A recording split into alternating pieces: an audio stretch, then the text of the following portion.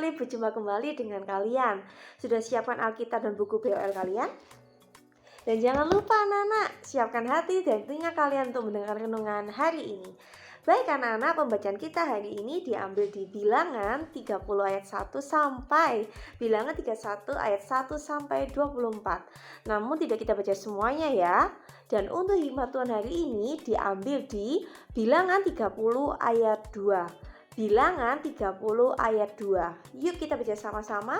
Bilangan 30 ayat 2. Apabila seorang laki-laki bernazar atau bersumpah kepada Tuhan sehingga ia mengikat dirinya kepada suatu janji, maka janganlah ia melanggar perkataan itu. Haruslah ia berbuat tepat seperti yang diucapkannya. Dan dari hikmat Tuhan hari ini kita bisa belajar pentingnya menjaga perkataan lewat lidah bibir kita. Bagi pembacaan hikmat Tuhan hari ini, kalau boleh Tante rangkum membahas tentang nazar dan sumpah. Pasal ini menekankan pentingnya menepati janji yang telah dibuat kepada Tuhan dan menunjukkan bahwa Allah menuntut kebenaran dan ketepatan dalam perkataan dan tindakan. Alasannya mengapa sih pentingnya kita menepati janji? Ada 3 poin yang bisa kita mengerti dan sama-sama belajar ya anak-anak. Pentingnya menepati janji yaitu yang pertama, menghormati Tuhan. Menepati janji kepada Tuhan adalah tanda penghormatan dan menjaga kekudusan nama Tuhan. Karena di firman Tuhan berkata di Imamat 19 ayat 12 isinya, janganlah kamu bersumpah dusta demi namaku, supaya engkau jangan melanggar kekudusan nama Allahmu, akulah Tuhan. Dan selain itu juga di dalam 10 perintah Allah pun juga mengajar kepada kita. Itu ada di Keluaran 20 ayat 7.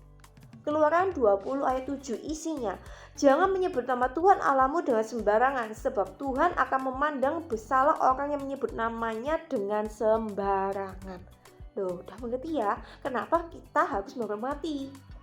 Oleh sebab itu anak-anak, kita tidak boleh menyebut nama Tuhan atau bernazar atau bersumpah menggunakan nama Tuhan dengan sembarangan. Karena itu suatu tindakan yang tidak menghormati nama Tuhan. Nama Tuhan itu kudus, sebab dia kudus. Oleh sebab itu jangan ya nak ya. Yang kedua, membangun kepercayaan. Menepati janji membangun kepercayaan baik dengan Tuhan maupun dengan sesama. Contohnya saat anak-anak janji bilang, "Mapa, aku nanti main HP sampai jam 7 malam." Loh, mapa bisa lupa loh. Tapi anak-anak mengembalikan, anak-anak menepati janji. Ini loh pak HP-nya, ini loh ma HP-nya tak kembalikan. Tuh, jadi mama dan papa jadi percaya sama perkataannya anak-anak dengan janjinya anak-anak. Oh, anakku ternyata bisa menepati janji. Yang ketiga, memperoleh berkat. Berkat apa? Menepati janji itu membawa berkat dari Tuhan. Contohnya, anak-anak waktu itu berdoa, Tuhan aku mau ujianku dapat nilai bagus. Aku janji kalau dapat nilai bagus aku bersaksi buat Tuhan. Lalu anak-anak menepati janji.